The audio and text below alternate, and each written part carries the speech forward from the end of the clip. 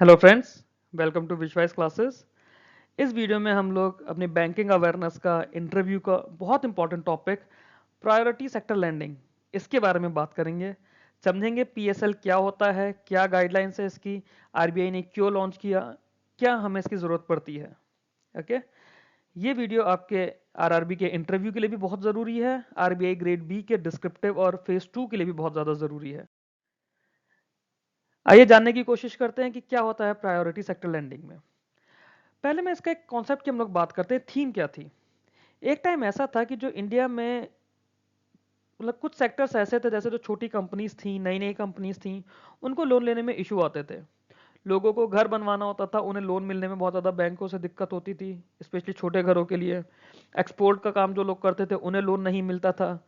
Farmers को loan मिलने में इशू होता था। एजुकेशन लोन मिलना मुश्किल होता था। सोशल इंफ्रास्ट्रक्चर के लिए भी कई बार छोटे शहरों में लोन मिलना मुश्किल होता था। तो आरबीआई को एक टाइम पर ऐसा लगता कि ये कुछ सेक्टर्स ऐसे हैं जहां पे पैसा जाना ही जाना चाहिए। इन सेक्टर्स के लोगों को ज़्यादा दिक्कत नहीं होनी चाहिए लोन मिलने के लिए। बैंक अमीरों को तो लोन दे रहा है जो बहुत बड़े बड़े प्रोजेक्ट्स है, बट छोटे प्रोजेक्ट्स को लोन नहीं दे रहा है। तो आरबीआई इसके लिए कॉन्सेप्ट लेकर आया priority sector lending, PSL. Okay, तो पीएसएल क्या है? पीएसएल जो होता है, एक रिक्वायरमेंट है बैंक्स का कि वो अपनी लैंडिंग का एक स्पेसिफिक पोर्शन प्रायोरिटी सेक्टर्स को देंगे। प्रायोरिटी सेक्टर्स क्या है वो हम आगे देखते हैं, जैसे एग्रीकल्चर के लिए लोन देंगे, माइक्रो एंटरप्राइज के लिए लोन देंगे, वीकर सेक्शन को उनके घरों के लिए लोन देंगे। तो वो प्रायोरिटी सेक्टर है। क्या क्या है वो हम लोग इस वीडियो में समझने की कोशिश करेंगे, कितना कितना लोन दिया जाता है, किस बैंक के लिए क्या गाइडलाइन है, वो सब कुछ। ऑब्जेक्टिव क्या है? To ensure that institutional credit flows to the sector which may not get adequate credit from purely commercial considerations. Okay, तो ये था कि जो जरूरत वाले सेक्टर्स है वहां पर भी पैसा जाए, क्योंकि at the end objective is for us to grow our country, to develop our country. ऐसा नहीं है कि सिर्फ कुछ ही लोगों को लोन दे, सबको लोन मिलना चाहिए जो भी वर्दी है उस चीज के लिए।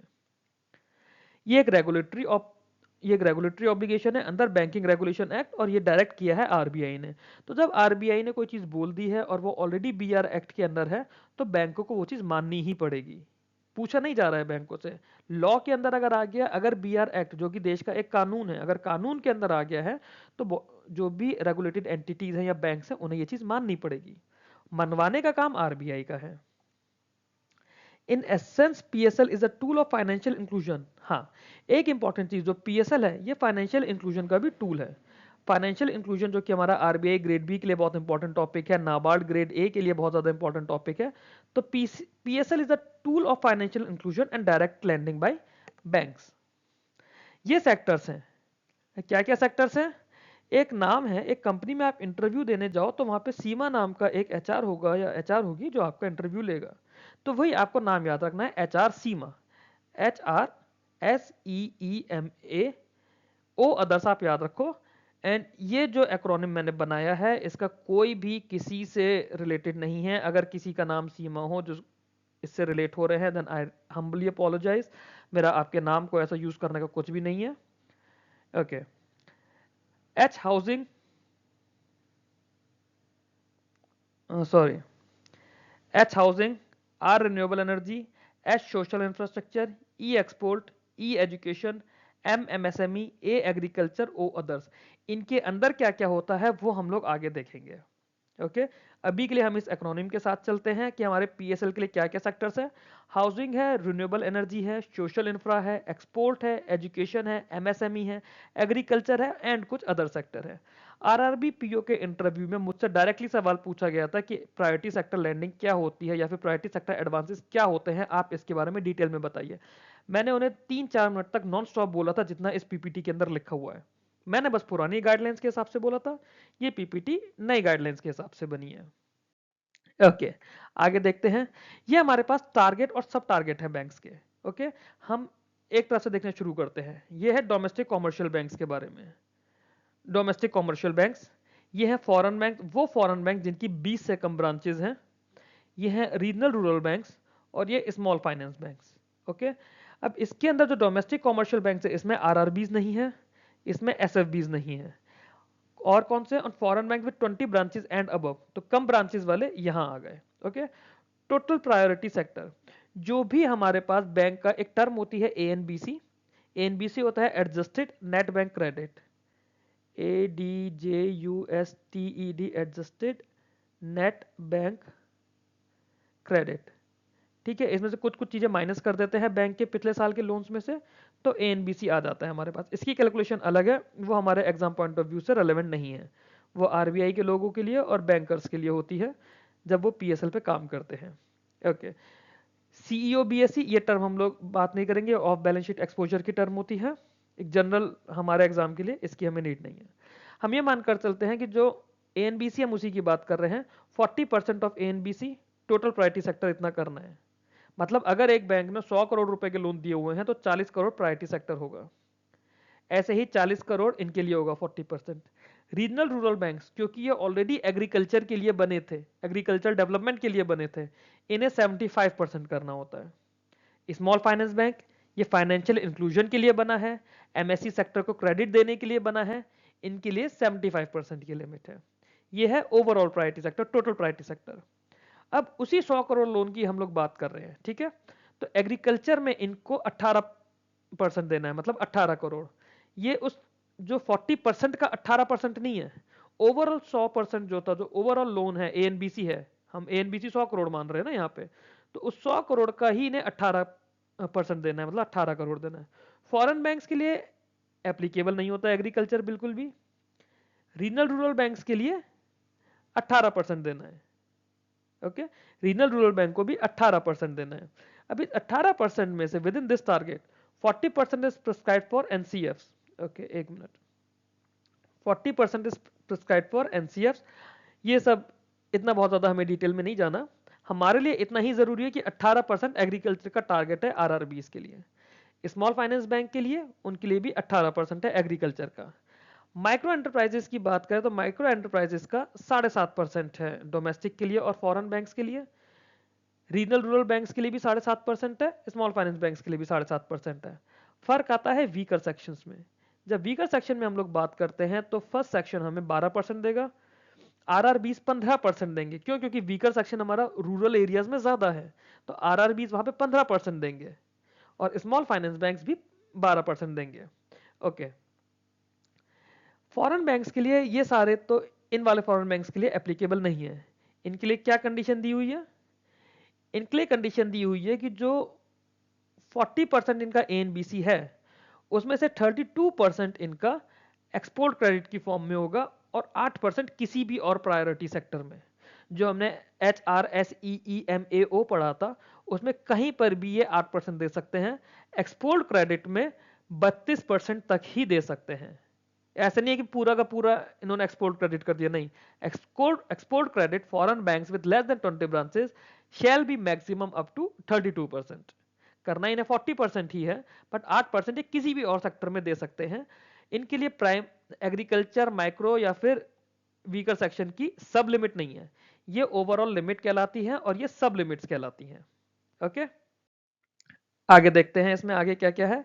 यूसीबी जो अर्बन कोऑपरेटिव बैंक्स होते हैं, उनके लिए क्या होता है, क्योंकि इनके नाम में अर्बन लगा है तो इनके पास रूरल वाला स्ट्रक्चर तो है नहीं, एग्रीकल्चर इनके पास रहा नहीं। इन्हें टोटल प्रायोरिटी सेक्टर करना है 60%। ये लिमिट कुछ टाइम पहले तक 75% थी। आरबीआई की वेबसाइट पे 24 या 25 मार्च 2025 का सर्कुलर है, जिसमें वो पुराना सर्कुलर विड्रॉ करके नया सर्कुलर लेकर आए हैं। 60% total priority sector. Micro sector के लिए इसमें 7.5% है और वीकर सेक्शन के लिए 12% है। ओके, तो यूसीबीज के केस में ये लिमिट हो जाती है 60%। डोमेस्टिक कॉमर्शियल बैंक्स या फिर फॉरेन बैंक जिनकी 20 से ज्यादा ब्रांचेस हैं, उनके लिए पीएसएल की लिमिट कितनी है? 40%। रीजनल रूरल बैंक्स या फिर स्मॉल फाइनेंस बैंक्स के लिए पीएसएल की लिमिट कितनी है? 60%। अर्बन कोऑपरेटिव बैंक्स के लिए पीएसएल की लिमिट है, सॉरी, स्मॉल फाइनेंस बैंक और आरआरबीज के लिए पीएसएल की लिमिट है 75% और यूसीबीज के लिए लिमिट है 60%। आगे देखते हैं, अगर कोई बैंक या फिर अपना यूसीबी हुआ, शेड्यूल कॉमर्शियल बैंक हुआ, फॉरेन बैंक हुआ, अगर वो पीएसएल पूरा नहीं करते हैं, उस केस में क्या? उस केस में कुछ फंड्स होते हैं जैसे rural infrastructure development fund, RIDF, या फिर कोई और फंड जो कि नाबार्ड, सॉरी, या फिर कोई और फंड जो कि नाबार्ड, एनएचबी, सिडबी, मुद्रा, कोई भी इन फंड्स को चला रहा है। कौन डिसाइड करता है? RBI. RBI time to time बैंकों को ये बोलता है कि आपका पीएसएल में शॉर्टफॉल है तो आपको उतना शॉर्टफॉल अमाउंट किसी एक पर्टिकुलर फंड में डिपॉजिट करना है। आरबीआई की तरफ से इंस्ट्रक्शन जाएगी बैंक को, आरबीआई बैंक को बताएगा कि कौन से फंड में कितना पैसा डालना है। दिक्कत क्या होती है, बैंक ने अगर लोन दिया होता तो बैंक 6%, 8%, 10% उस पर इंटरेस्ट लेता, बट क्योंकि बैंक नहीं दे पाया, बैंक ने किसी डेवलपमेंट फंड में पैसा दिया, तो वो पैसा 4 साल, 5 साल, 6 साल के लिए ब्लॉक भी हो जाएगा और उस पर इंटरेस्ट कितना मिलेगा, 2.5%, 3% या 4%। तो ये एक तरह से बैंक को पेनल्टी का काम करता है। डायरेक्टली मॉनेटरी पेनल्टी नहीं लगाई, उस पैसे को हमने इंफ्रास्ट्रक्चर डेवलपमेंट के लिए यूज किया, बट बैंक को उस पर इंटरेस्ट कम मिलेगा। आगे देखते हैं।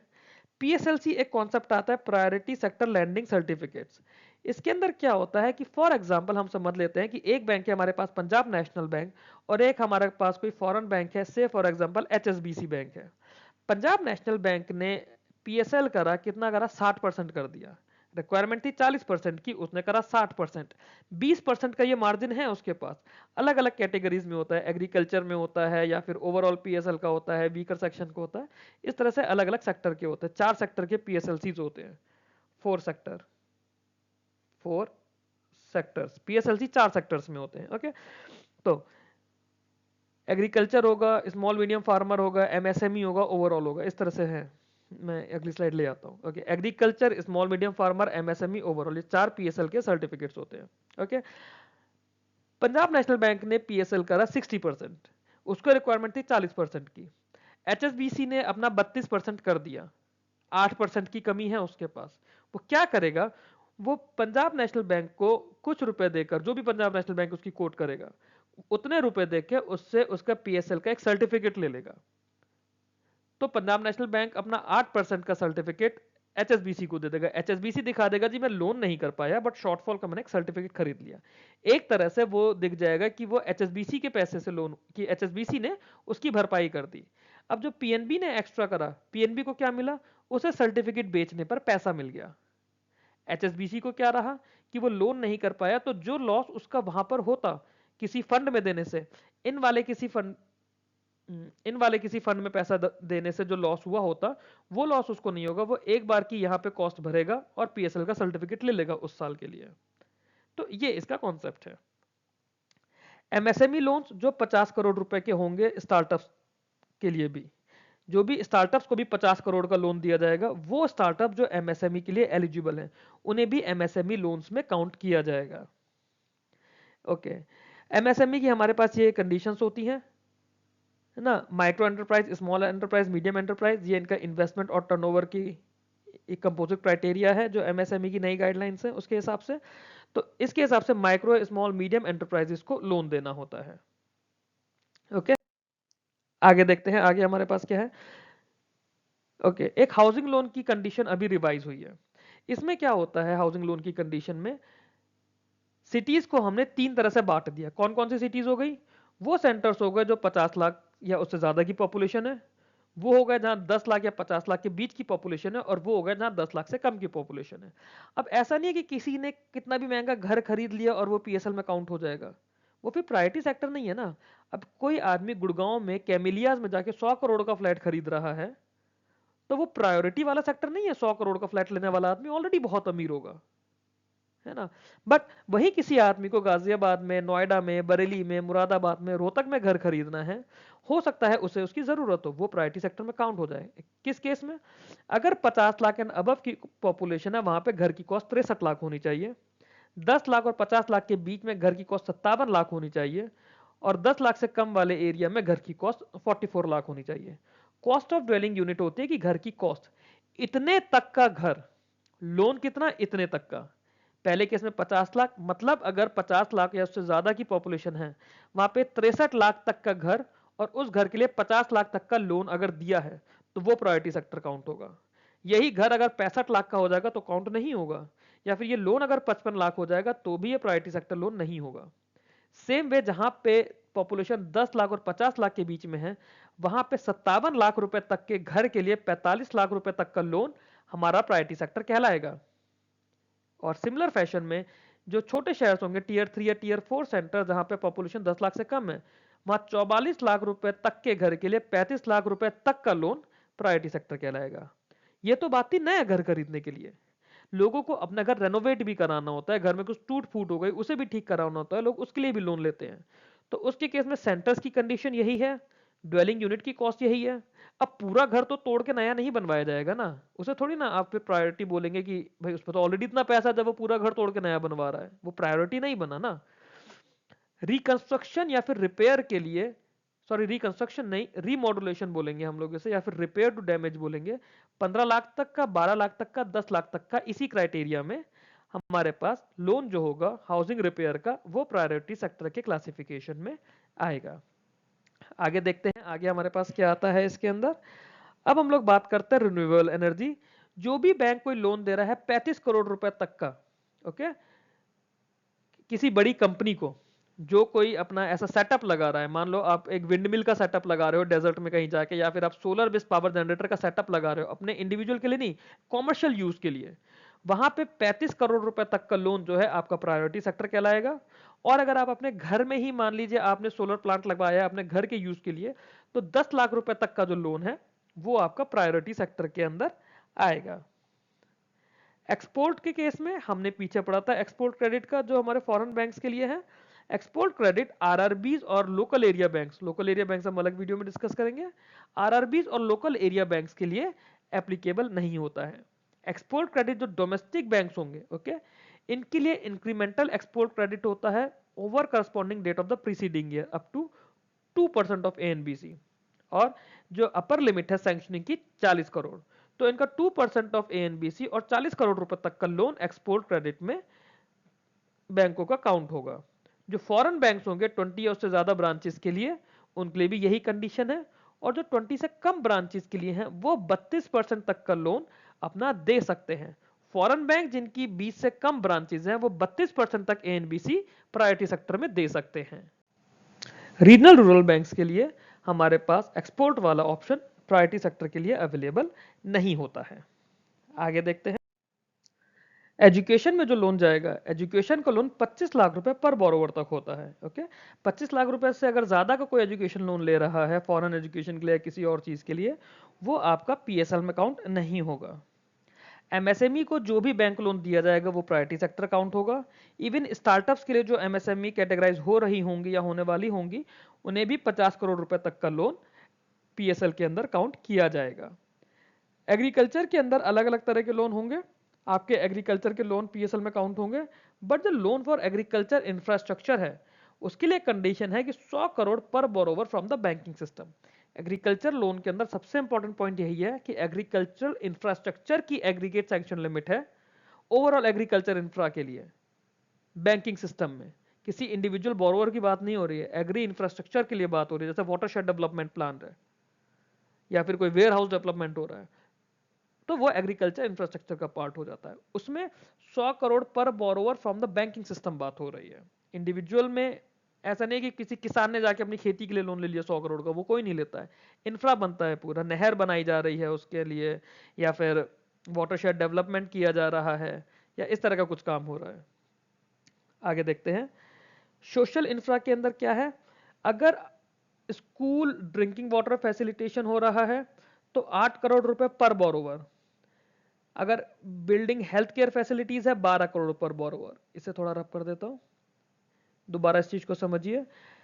8 करोड़ पर, एक हाइलाइटर से करते हैं, 8 करोड़ पर बोरोवर और 12 करोड़ पर बोरोवर। 8 करोड़ किस केस में हो रहा है? स्कूल ड्रिंकिंग वाटर और सैनिटेशन के लिए, school drinking water sanitation. 12 crore किस केस में हुआ? हेल्थ केयर फैसिलिटीज में। कहां पे? टीयर 2 टू टीयर 4 सेंटर, मतलब बड़ी मेट्रो सिटीज की बात नहीं हो रही है, टीयर 2 टू टीयर 4 सेंटर्स की बात हो रही है। वो हर स्टेट गवर्नमेंट की एक लिस्ट होती है जहां पे बताया जाता है कि उनके कौन से सेंटर, बैंकिंग के टर्मिनोलॉजीज में कौन से सेंटर टीयर 1 है, टीयर 2 है, टीयर 3 है, सॉरी टीयर 6 है, ये टीयर 4 नहीं है, टीयर 6 है। तो टीयर 2 से टीयर 6 सेंटर्स में डेवलपमेंट के लिए, सोशल इंफ्रास्ट्रक्चर के लिए लोन जो होता है वो पीएसएल में काउंट होता है। किस कंडीशन पे? कोई स्कूल बना रहे हैं, ड्रिंकिंग वाटर फैसिलिटीज लगवा रहे हैं, सैनिटेशन फैसिलिटीज करवा रहे हैं, उसमें 8 करोड़ पर बोरोवर। और अगर आप कोई हेल्थ केयर फैसिलिटी बना रहे हैं, हॉस्पिटल नर्सिंग होम बना रहे हैं, तो 12 करोड़ पर रुपए पर बोरोवर, वो आपका सोशल इंफ्रास्ट्रक्चर के अंदर इसमें काउंट होगा। फिर आता है आपका अदर वीकर सेक्शन। इसके अंदर क्या होता है, बहुत सारे मेंबर्स होते हैं, आपकी विमेन बोरोवर्स होती हैं, विमेन बोरोवर का 1 लाख रुपए तक का लोन आपका पीएसएल में काउंट होता है। या आपके सेल्फ हेल्प ग्रुप्स या जॉइंट लाइबिलिटी ग्रुप्स होते हैं रूरल एरियाज के अंदर, एसएचजी जीएलजी, इनमें 2 लाख रुपए तक का लोन आपका प्रायोरिटी सेक्टर में काउंट होता है। आपके कुछ ऐसे प्रोफेशंस होते हैं जैसे पेंटर्स होते हैं, आर्टिशियंस होते हैं, क्राफ्ट्समैन होते हैं, जो अलग अलग ट्राइब के अलग अलग रूरल एरियाज की फोक आर्ट्स करते हैं, जैसे कोई बिहार की मधुबनी पेंटिंग बनाने वाले पेंटर्स हैं। उन तरह के लोगों को 1-1 लाख रुपए तक का लोन जो होता है आपका प्रायोरिटी सेक्टर के अंदर काउंट किया जाता है। इस पॉइंट के साथ में हम लोग अपने प्रायोरिटी सेक्टर का वीडियो कंप्लीट करते हैं। अगर आप लोगों को वीडियो और कंटेंट अच्छा लगा तो प्लीज़ आप चैनल को लाइक कीजिए, वीडियो को लाइक कीजिए, चैनल को सब्सक्राइब कीजिए। पीडीएफ मैं इसकी टेलीग्राम चैनल पर अपलोड कर दूंगा। Thank you very much for guys.